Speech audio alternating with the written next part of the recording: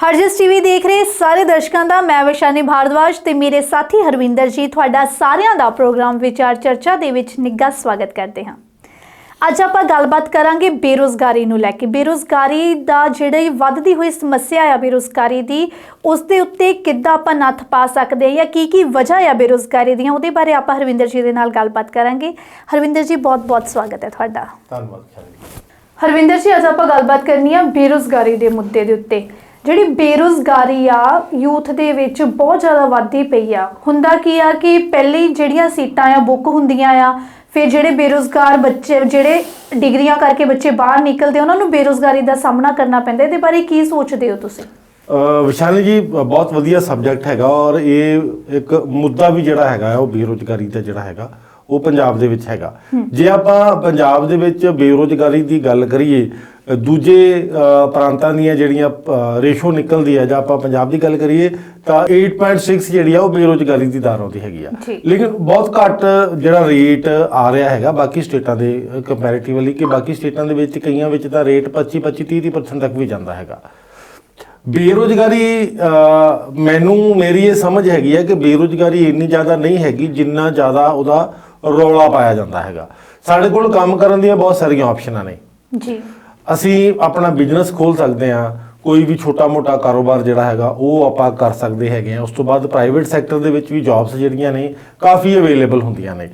ਲੇਕਿਨ ਸਭ ਤੋਂ ਵਧੀਆ ਆਪਸ਼ਨ ਜਿਹੜੀ ਹੁੰਦੀ ਹੈ ਬੇਰੁਜ਼ਗਾਰੀ ਤੋਂ ਨਿਕਲਣ ਵਾਲੀ, ਉਹ ਹੁੰਦੀ ਹੈ ਤੁਸੀਂ ਆਪਣਾ ਕੋਈ ਖੁਦ ਦਾ ਛੋਟਾ ਮੋਟਾ ਬਿਜ਼ਨਸ ਜਿਹੜਾ ਹੈਗਾ ਤੁਸੀਂ ਉਹਨੂੰ ਚਲਾਓ, ਤੁਸੀਂ ਉਹਨੂੰ ਖੋਲੋ। ਹਰਵਿੰਦਰ ਜੀ ਇੱਥੇ ਮੈਂ ਤੁਹਾਡੀ ਗੱਲ ਨੂੰ ਕੱਟ ਕੇ ਸਵਾਲ ਪੁੱਛਣਾ ਚਾਹੂੰਗੀ। ਹੁਣ ਕਾਫੀ ਸਟੂਡੈਂਟਸ ਹੁੰਦੇ ਆ, ਮਤਲਬ ਕਿ ਉਹ ਬਿਜ਼ਨਸ ਸਟਾਰਟਅਪ ਕਰਨਾ ਚਾਹੁੰਦੇ ਆ ਪਰ ਲੇਕਿਨ ਉਹਨਾਂ ਦੇ ਕੋਲ ਇੰਨੀ ਜ਼ਿਆਦਾ ਇਨਵੈਸਟਮੈਂਟ ਨਹੀਂ ਹੁੰਦੀ ਹੈਗੇ, ਤਾਂ ਉਹਨਾਂ ਨੂੰ ਕੀ ਕਰਨਾ ਚਾਹੀਦਾ ਆ? ਵਿਸ਼ਾਲੀ ਡਿਪੈਂਡ ਕਰਦਾ ਹੈਗਾ ਕਿ ਤੁਹਾਡਾ ਬਿਜ਼ਨਸ ਜਿਹੜਾ ਆ ਉਹ ਕਿਸ ਕੈਟਾਗਰੀ ਵਿੱਚ ਆਉਂਦਾ ਔਰ ਉਹ ਬਿਜ਼ਨਸ ਦਾ ਪ੍ਰੋਡਕਟ ਕੀ ਹੈਗਾ।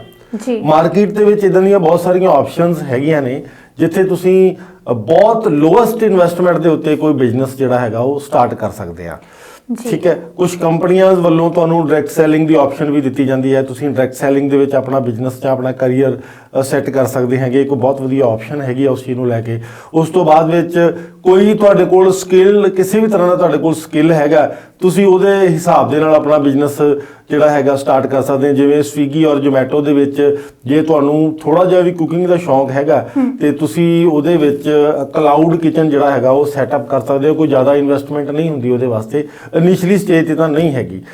ਤੁਸੀਂ ਖੁਦ ਦਾ ਆਪਣਾ ਜਿਹੜਾ ਹੈਗਾ ਆ ਫਾਸਟ ਫੂਡ ਦਾ ਜਿਹੜਾ ਹੈਗਾ ਉਹਦੀ ਕੋਈ ਸ਼ਾਪ ਜਿਹੜੀ ਹੈਗੀ ਆ ਤੁਸੀਂ ਉਹਨੂੰ ਰਨ ਕਰ ਸਕਦੇ ਆ। ਔਰ ਕਾਫੀ ਨੌਜਵਾਨ ਮੈਂ ਇੱਦਾਂ ਦੇ ਦੇਖੇ ਨੇ ਸੋਸ਼ਲ ਮੀਡੀਆ ਦੇ ਉੱਤੇ ਜਿਹੜੇ ਕਾਫੀ ਵੱਡੀਆਂ ਡਿਗਰੀਆਂ ਕਰਦੇ ਨੇ, BTech MA ਤੱਕ ਦੀਆਂ ਡਿਗਰੀਆਂ ਉਹਨਾਂ ਦੇ ਕੋਲ ਹੁੰਦੀਆਂ ਨੇ, ਲੇਕਿਨ ਉਹ ਆਪਣਾ ਖੁਦ ਦਾ ਬਿਜ਼ਨਸ ਜਿਹੜਾ ਹੈਗਾ ਉਹ ਰਨ ਕਰਦੇ ਆ ਔਰ ਬੜੀ ਵਧੀਆ ਅਰਨਿੰਗ ਵੀ ਕਰ ਰਹੇ ਆ। ਔਰ ਕਾਫੀ ਮੈਂ ਨੌਜਵਾਨ ਇੱਦਾਂ ਦੇ ਵੀ ਦੇਖੇ ਆ ਜਿਹੜੇ ਵਿਦੇਸ਼ ਦੀ ਧਰਤੀ ਤੋਂ ਛੱਡ ਕੇ ਵਾਪਸ ਪੰਜਾਬ ਦੇ ਵਿੱਚ ਆਏ ਔਰ ਉਹਨਾਂ ਨੇ ਆਪਣਾ ਬਿਜ਼ਨਸ ਜਿਹੜਾ ਹੈਗਾ ਉਹ ਸੈਟਅਪ ਕੀਤਾ ਹੈਗਾ।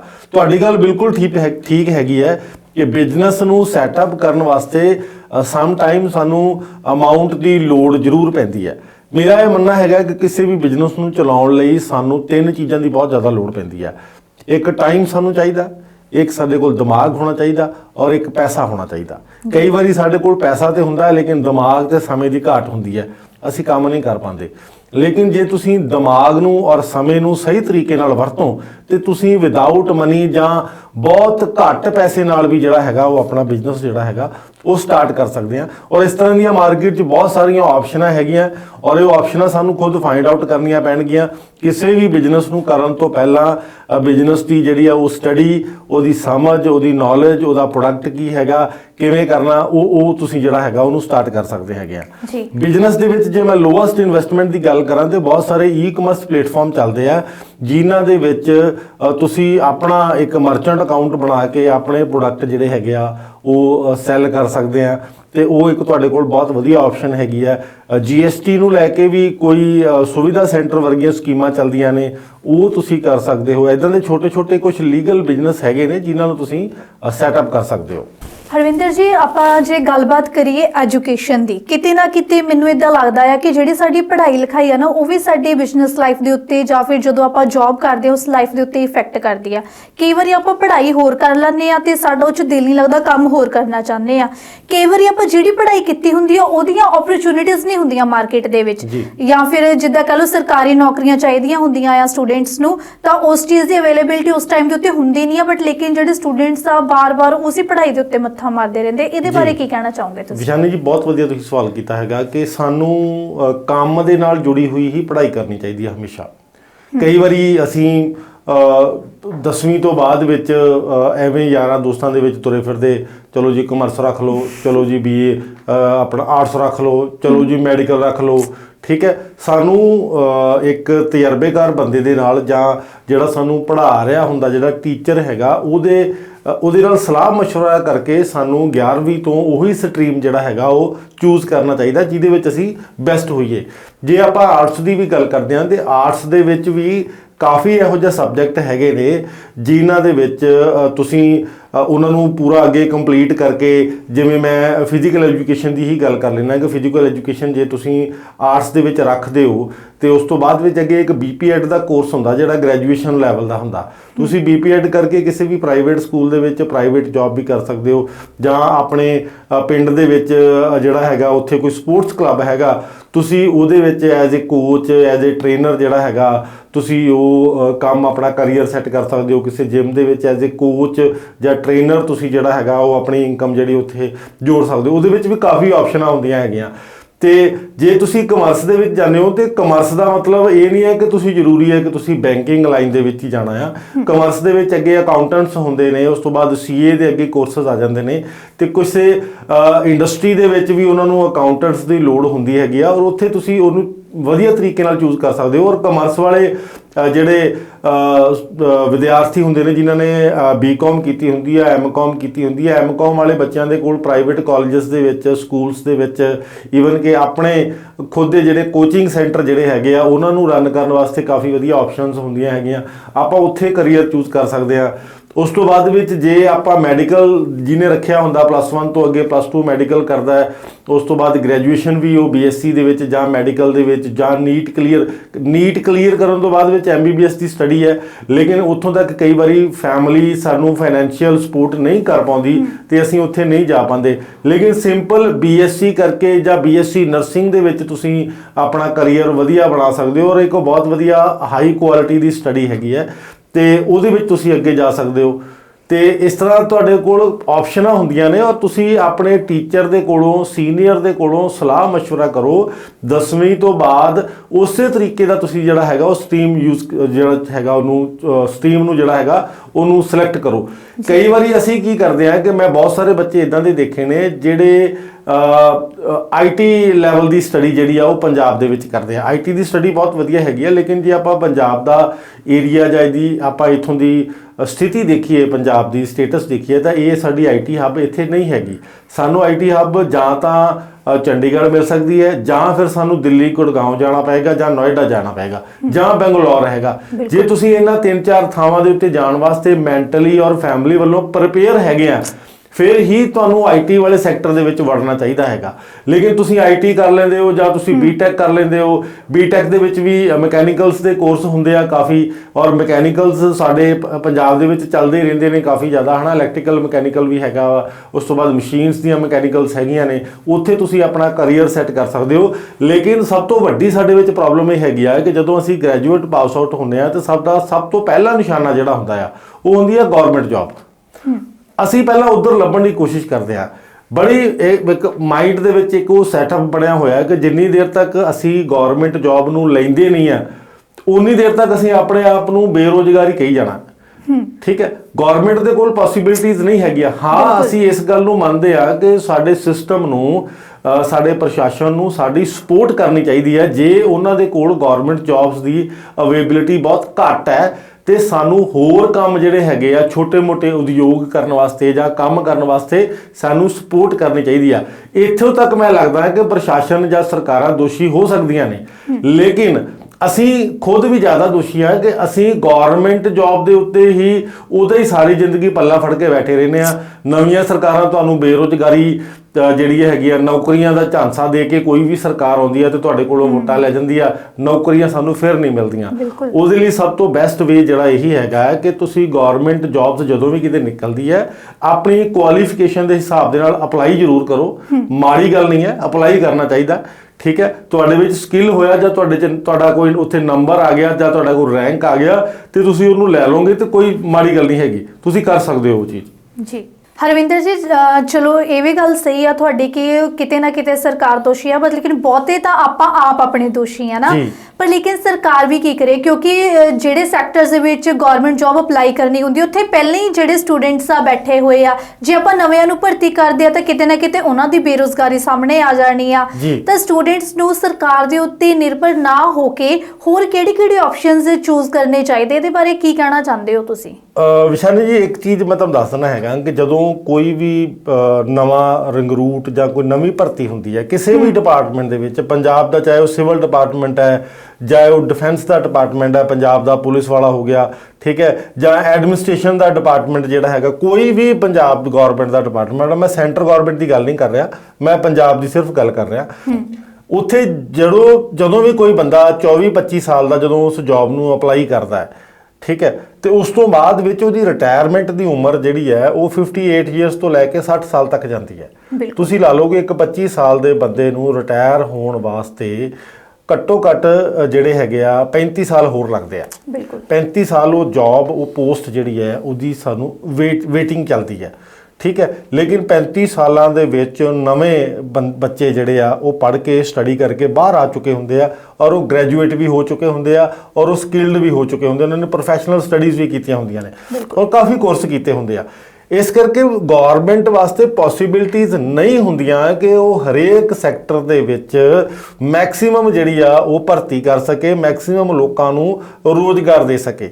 ਮੈਂ ਪਹਿਲਾਂ ਵੀ ਤੁਹਾਨੂੰ ਇਹ ਗੱਲ ਦੱਸ ਕੇ ਹਟਿਆ ਕਿ ਉਹਦੇ ਲਈ ਸਭ ਤੋਂ ਬੈਸਟ ਵੇ ਹੈਗਾ ਕਿ ਤੁਹਾਡੇ ਕੋਲ ਜੋ ਰੋਜ਼ਗਾਰ ਦੇ ਸਾਧਨ ਹੈਗੇ ਆ ਤੁਸੀਂ ਉਹਨਾਂ ਨੂੰ ਫੜ ਕੇ ਉਹਨਾਂ ਨੂੰ ਮਜ਼ਬੂਤ ਕਰ ਸਕਦੇ ਹੋ। ਸਾਡੇ ਕੋਲ ਸੰਸਾਰ ਦੇ ਵਿੱਚ ਇੱਦਾਂ ਦੀਆਂ ਬਹੁਤ ਸਾਰੀਆਂ ਐਗਜ਼ਾਮਪਲਾਂ ਹੈਗੀਆਂ ਨੇ ਕਿ ਜਿਨ੍ਹਾਂ ਲੋਕਾਂ ਨੇ ਆਪਣੇ ਛੋਟੇ ਜਿਹੇ ਕਾਰੋਬਾਰ ਤੋਂ ਉੱਠ ਕੇ ਆਪਣੇ ਲੱਖਾਂ ਕਰੋੜਾਂ ਅਰਬਾਂ ਰੁਪਏ ਦੇ ਜਿਹੜੇ ਕਾਰੋਬਾਰ ਜਿਹੜੇ ਸੀਗੇ ਉਹ ਸੈੱਟ ਕੀਤੇ ਸੀ। ਤੁਸੀਂ ਜੋਮਾਟੋ ਦੀ ਐਗਜ਼ਾਮਪਲ ਲੈ ਸਕਦੇ ਹੋ ਕਿ ਜੋਮਾਟੋ ਦੀ ਕੀ ਹਿਸਟਰੀ ਹੈਗੀ ਆ ਔਰ ਉਹ ਕਿਵੇਂ ਸਟਾਰਟ ਹੋਇਆ ਸੀ। ਉਸ ਤੋਂ ਬਾਅਦ ਓਯੋ ਹੋਟਲ ਦੀ ਤੁਸੀਂ ਲੈ ਸਕਦੇ ਹੋ। ਇਸ ਤਰ੍ਹਾਂ ਦੇ ਨਾਲ ਤੁਹਾਨੂੰ ਕੁਝ ਅਨੋਖੀ ਚੀਜ਼ ਜਿਹੜੀ ਆ ਉਹ ਮਾਰਕੀਟ ਦੇ ਵਿੱਚ ਕਰਨੀ ਪੈਣੀ ਹੈ ਤਾਂ ਕਿ ਤੁਸੀਂ ਜਿਹੜਾ ਹੈਗਾ ਉਹਦੇ ਵਿੱਚ ਆਪਣੇ ਆਪ ਨੂੰ ਸਟੇਬਲ ਕਰ ਪਾਓ ਔਰ ਤੁਸੀਂ ਆਪਣੇ ਕਰੀਅਰ ਨੂੰ ਸੈੱਟ ਕਰ ਪਾਓ। ਤੇ ਹੋ ਸਕਦਾ ਹੈ ਕਿ ਤੁਸੀਂ ਗਵਰਨਮੈਂਟ ਜੌਬ ਤੋਂ ਜ਼ਿਆਦਾ ਉਹਦੇ ਵਿੱਚ ਅਰਨਿੰਗ ਸਟਾਰਟ ਕਰ ਦੋ ਜਾਂ ਜ਼ਿਆਦਾ ਇੱਕ ਰਿਸਪੈਕਟਫੁਲ ਇੱਕ ਬਹੁਤ ਵਧੀਆ ਮਤਲਬ ਕਿ ਨਾ ਆਈਕਨ ਬਣ ਜਾਓ ਯੂਥ ਦੇ ਲਈ ਤੇ ਬਾਕੀ ਸਾਰਿਆਂ ਦੇ ਲਈ ਵੀ।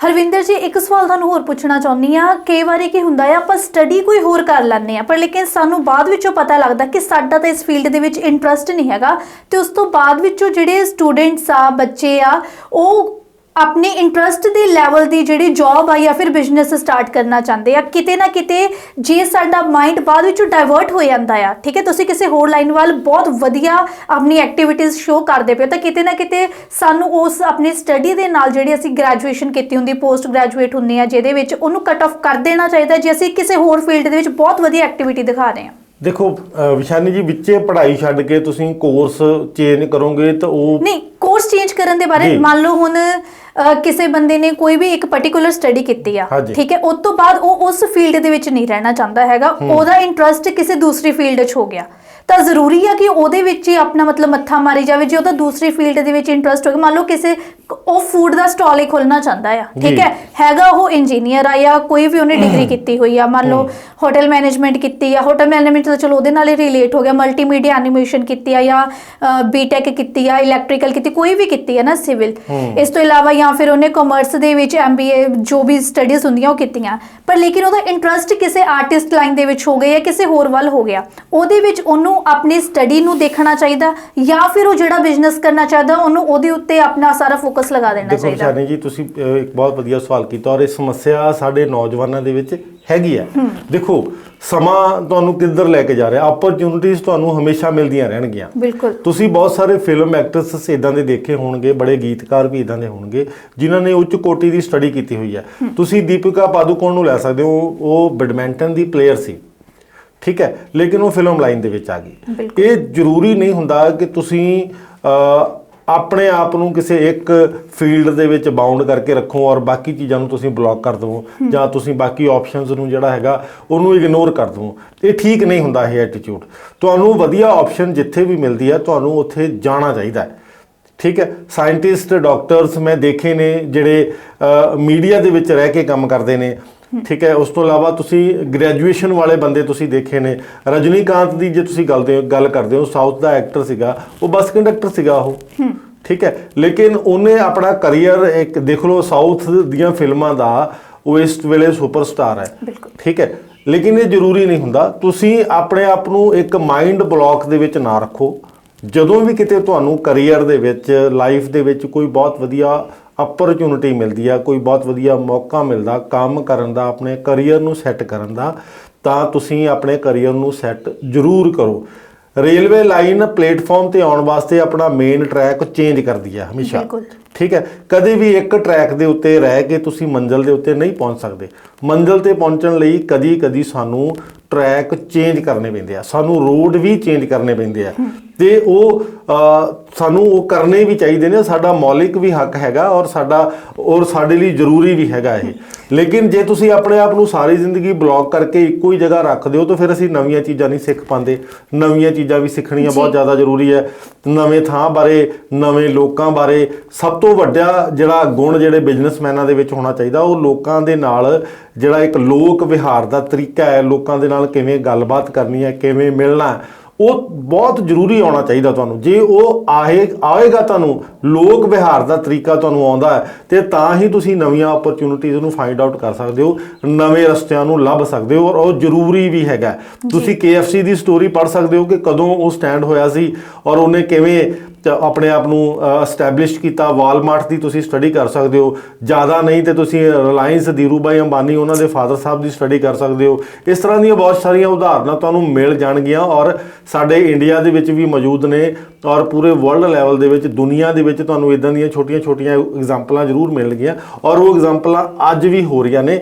ਲੇਕਿਨ ਉਹੀ ਲੋਕ ਆਪਣੀ ਜ਼ਿੰਦਗੀ ਦੀ ਪਜ਼ਲ ਨੂੰ ਹੱਲ ਕਰ ਸਕਦੇ ਨੇ। ਰਿਪੀਟ ਕਰਨਾ ਇੱਥੋਂ, ਉਹੀ ਲੋਕ ਆਪਣੀ ਜ਼ਿੰਦਗੀ ਦੀ ਪਜ਼ਲ ਨੂੰ ਹੱਲ ਕਰ ਸਕਦੇ ਆ ਜਿਹੜੇ ਆਊਟ ਆਫ ਦਾ ਬਾਕਸ ਸੋਚਦੇ ਆ। ਜੀ ਬਿਲਕੁਲ। ਜੇ ਤੁਸੀਂ ਬਾਕਸ ਦੇ ਵਿੱਚ ਰਹਿ ਕੇ ਸੋਚਦੇ ਹੋ, ਤੁਸੀਂ ਸੋਚਦੇ ਹੋ ਕਿ ਮੈਂ ਇਹਦੇ ਵਿੱਚ ਹੀ ਰਹਿ ਕੇ ਸਮੱਸਿਆ ਦਾ ਹੱਲ ਕਰ ਲਾਂਗਾ, ਤਾਂ ਉਹ ਪੋਸੀਬਿਲਿਟੀ ਨਹੀਂ ਹੁੰਦੀ। ਕਿਸੇ ਵੀ ਪਜ਼ਲ ਨੂੰ ਸੋਲਵ ਕਰਨ ਵਾਸਤੇ ਤੁਹਾਨੂੰ ਆਊਟ ਆਫ ਦਾ ਬਾਕਸ ਜਾਣਾ ਪਏਗਾ, ਠੀਕ ਹੈ।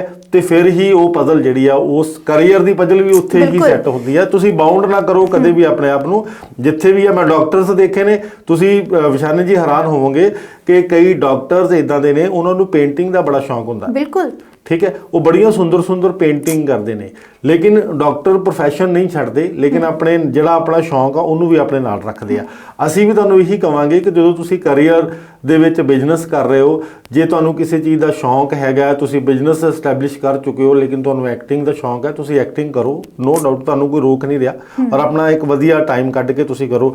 ਮਲਟੀਮੀਡੀਆ ਵੀ ਕਰ ਰਹੇ ਹੋ, ਤੁਹਾਨੂੰ ਲੱਗਦਾ ਹੈ ਕਿ ਤੁਹਾਨੂੰ ਐਕਟਿੰਗ ਕਰਨੀ ਚਾਹੀਦੀ ਜਾਂ ਤੁਹਾਨੂੰ ਸਿੰਗਿੰਗ ਦਾ ਸ਼ੌਂਕ ਹੈਗਾ, ਤੇ ਤੁਸੀਂ ਉਹਨੂੰ ਚੂਜ਼ ਕਰੋ। ਲੇਕਿਨ ਆਊਟ ਆਫ ਦਾ ਬਾਕਸ ਜ਼ਰੂਰ ਸੋਚੋ। ਇੱਕ ਆਪਣੇ ਮਾਈਂਡ ਨੂੰ ਇੱਕ ਜਗ੍ਹਾ ਦੇ ਉੱਤੇ ਬਲੌਕ ਕਰਕੇ ਕਦੇ ਵੀ ਨਾ ਸੋਚੋ। ਮਾਰਕੀਟ ਜਿਹੜੀ ਹੈ ਉਹ ਆਪਸ਼ਨਸ ਦੇ ਨਾਲ ਭਰੀ ਪਈ ਹੈ। ਬਿਲਕੁਲ, ਠੀਕ ਹੈ। ਔਰ ਲਾਈਫ ਦੇ ਵਿੱਚ ਤੁਹਾਨੂੰ ਕਦੇ ਵੀ ਸਿੱਖਣ ਦੀ ਕੋਈ ਉਮਰ ਨਹੀਂ ਹੁੰਦੀ ਵਿਸ਼ਾਨੀ ਜੀ। ਬੰਦਾ ਸਾਰੀ ਜ਼ਿੰਦਗੀ ਕੁਝ ਨਾ ਕੁਝ, ਕਿਸੇ ਨਾ ਕਿਸੇ ਥਾਂ ਤੋਂ, ਕਿਸੇ ਨਾ ਕਿਸੇ ਬੰਦੇ ਦੇ ਕੋਲੋਂ ਜਾਂ ਕਿਸੇ ਨਾ ਕਿਸੇ ਘਟਨਾ ਦੇ ਕੋਲੋਂ ਕੁਝ ਨਾ ਕੁਝ ਸਿੱਖਦਾ ਜ਼ਰੂਰ ਹੈ। ਬਿਲਕੁਲ, ਇਹ ਤਾਂ ਹੈ।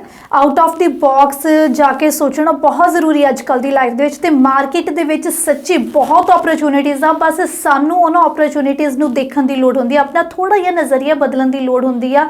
ਤੁਸੀਂ ਦੇਖੋਗੇ ਕਿ ਇੰਨੀਆਂ ਜ਼ਿਆਦਾ ਆਪਸ਼ਨਸ ਆ ਨਾ, ਤੇ ਕਈ ਥਾਵਾਂ ਦੇ ਉੱਤੇ ਮੈਂ ਦੇਖਿਆ ਹੈ ਬਹੁਤ ਕੰਮ ਕਰਨ ਵਾਲੇ ਵਿਅਕਤੀਆਂ ਦੀ ਲੋੜ ਹੁੰਦੀ ਆ। ਕਿਤੇ ਨਾ ਕਿਤੇ ਹਰਵਿੰਦਰ ਜੀ ਸਾਡੀ ਆ ਵੀ ਸੋਚ ਆ ਜਾਂਦੀ ਆ, ਨਾ ਭਾਈ ਮੈਂ ਤਾਂ ਡਿਗਰੀ ਕੀਤੀ ਹੋਈ ਆ, ਮੈਂ ਆਹ ਕੰਮ ਨਹੀਂ ਕਰਨਾ ਹੈਗਾ। ਇਸ ਸੋਚ ਕਰਕੇ ਵੀ ਕਈ ਬੇਰੁਜ਼ਗਾਰ ਬਹਿਣਾ ਜ਼ਿਆਦਾ ਪਸੰਦ ਕਰਦੇ ਆ ਰਾਦਰ ਦੈਨ ਕਿ ਕੋਈ ਕੰਮ ਕਰ ਲਓ। ਇਹ ਈਗੋ ਦੀ ਪ੍ਰੋਬਲਮ ਹੁੰਦੀ ਹੈ ਉਹਨਾਂ ਦੇ ਵਿੱਚ। ਹੋਰ ਕੋਈ ਗੱਲ ਨਹੀਂ।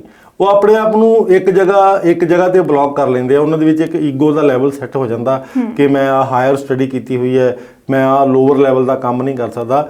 ਜਦੋਂ ਵੀ ਅਸੀਂ ਤਰੱਕੀ ਦੀ ਰਾਹ ਦੇ ਉੱਤੇ ਜਾਂ ਤਰੱਕੀ ਦੇ ਟੌਪ ਦੇ ਉੱਤੇ ਪਹੁੰਚਣਾ ਹੁੰਦਾ ਤੇ ਸਾਨੂੰ ਕੋਈ ਵੀ ਚੀਜ਼ ਲੋਅਰ ਲੈਵਲ ਤੋਂ ਹੀ ਸਟਾਰਟ ਕਰਨੀ ਪੈਂਦੀ ਹੈ। ਬਿਲਕੁਲ ਠੀਕ ਹੈ। ਹਰਵਿੰਦਰ ਜੀ, ਬਹੁਤ ਵਧੀਆ ਲੱਗਾ ਤੁਹਾਡੇ ਨਾਲ ਗੱਲਬਾਤ ਕਰਕੇ ਤੇ ਤੁਸੀਂ ਬੜੇ ਵਧੀਆ ਵਿਚਾਰ ਜਨਤਾ ਦੇ ਨਾਲ ਸਾਂਝੇ ਕੀਤੇ ਤੇ ਉਮੀਦ ਕਰਦੀ ਹਾਂ ਕਿ ਤੁਸੀਂ ਵੀ ਇਹਨਾਂ ਵਿਚਾਰਾਂ ਦੇ ਉੱਤੇ ਅਮਲ ਕਰੋਗੇ। ਖਾਸ ਕਰਕੇ ਜਿਹੜੇ ਸਟੂਡੈਂਟਸ ਨੂੰ ਬਹੁਤ ਲੋੜ ਹੈ ਇਹਨਾਂ ਵਿਚਾਰਾਂ ਦੇ ਉੱਤੇ ਅਮਲ ਕਰਨ ਦੀ। ਜ਼ਰੂਰੀ ਨਹੀਂ ਹੈ ਕਿ ਜਿਹੜੀ ਤੁਸੀਂ ਸਟੱਡੀ ਕੀਤੀ ਉਹਦੇ ਵਿੱਚ ਜਾਓ, ਤੇ ਇਹ ਵੀ ਜ਼ਰੂਰੀ ਨਹੀਂ ਹੈਗਾ ਕਿ ਮਤਲਬ ਕਿ ਤੁਸੀਂ ਜੌਬ ਹੀ ਕਰਨੀ ਹੈ, ਤੁਸੀਂ ਬਿਜ਼ਨਸ ਵੀ ਕਰ ਸਕਦੇ ਹੋ। ਜੇ ਤੁਸੀਂ ਗਵਰਨਮੈਂਟ ਜੌਬ ਦੇ ਪਿੱਛੇ ਜਾ ਰਹੇ ਹੋ, ਬਾਰ-ਬਾਰ ਤੁਹਾਡਾ ਨਹੀਂ ਵੀ ਕਲੀਅਰ ਹੋ ਰਿਹਾ, ਤਾਂ ਡੀਮੋਟੀਵੇਟ ਹੋ ਕੇ ਘਰੇ ਬੈਠਣ ਦੀ ਲੋੜ ਨਹੀਂ ਹੈਗੀ। ਤੁਸੀਂ ਕੁਝ ਨਵਾਂ ਸਟਾਰਟਅਪ ਕਰ ਸਕਦੇ ਹੋ ਸਕਦਾ ਹੈ ਕਿ ਤੁਸੀਂ ਗਵਰਨਮੈਂਟ ਸੈਲਰੀ ਦੇ ਨਾਲੋਂ ਜਾਂ ਗਵਰਨਮੈਂਟ ਜੌਬ ਦੇ ਨਾਲੋਂ ਵੀ ਇੱਕ ਵੱਡੇ ਅਹੁਦੇ ਦੇ ਉੱਤੇ ਪਹੁੰਚ ਜਾਓ। ਸੋ ਉਮੀਦ ਕਰਦੇ ਹਾਂ ਕਿ ਇਹ ਜਿਹੜੀ ਅੱਜ ਦੀ ਵਿਚਾਰ ਚਰਚਾ ਸੀਗੀ ਤੁਹਾਨੂੰ ਸਾਰਿਆਂ ਨੂੰ ਬਹੁਤ ਪਸੰਦ ਆਈ ਹੋਊਗੀ। ਕਮੈਂਟ ਕਰਕੇ ਜ਼ਰੂਰ ਦੱਸਿਓ ਤੇ ਹੋਰ ਕਿਹੋ ਜਿਹੇ ਵਿਸ਼ਿਆਂ ਦੇ ਉੱਤੇ ਤੁਸੀਂ ਸਾਡੇ ਨਾਲ ਗੱਲਬਾਤ ਆ ਜਿਹੜੀ ਸਾਂਝੀ ਕਰਨਾ ਚਾਹੁੰਦੇ ਆ। ਜੇਕਰ ਤੁਹਾਡੇ ਵੀ ਕੁਝ ਸਵਾਲ ਆ ਤੁਹਾਡੇ ਮਨ ਦੇ ਅੰਦਰ, ਤੁਸੀਂ ਉਹ ਵੀ ਕਮੈਂਟ ਕਰਕੇ ਦੱਸ ਸਕਦੇ ਹੋ। ਅਸੀਂ ਜ਼ਰੂਰ ਉਹਨਾਂ ਵਿਚਾਰਾਂ ਦੇ ਉੱਤੇ ਵਿਚਾਰ ਚਰਚਾ ਕਰਾਂਗੇ। ਤੇ ਹੁਣ ਸਮਾਂ ਜਿਹੜਾ ਆ ਇਜਾਜ਼ਤ ਨਹੀਂ ਦੇ ਰਿਹਾ ਹੈਗਾ। ਫਿਲਹਾਲ ਮੈਨੂੰ ਤੇ ਮੇਰੇ ਸਾਥੀ ਹਰਵਿੰਦਰ ਜੀ ਨੂੰ ਦਿਓ ਇਜਾਜ਼ਤ। ਬਣੇ ਰਹੋ ਹਰਜਸ ਟੀਵੀ ਦੇ ਨਾਲ। ਮਿਲਾਂਗੇ ਫਿਰ ਇੱਕ ਵਿਚਾਰ ਚਰਚਾ ਪ੍ਰੋਗਰਾਮ ਦੇ ਵਿੱਚ ਕੁਝ ਨਵੀਆਂ ਗੱਲਾਂ ਦੇ ਨਾਲ। ਹਰਜਸ ਟੀਵੀ, ਹਰ ਥਾਂ ਹਰ ਜਸ।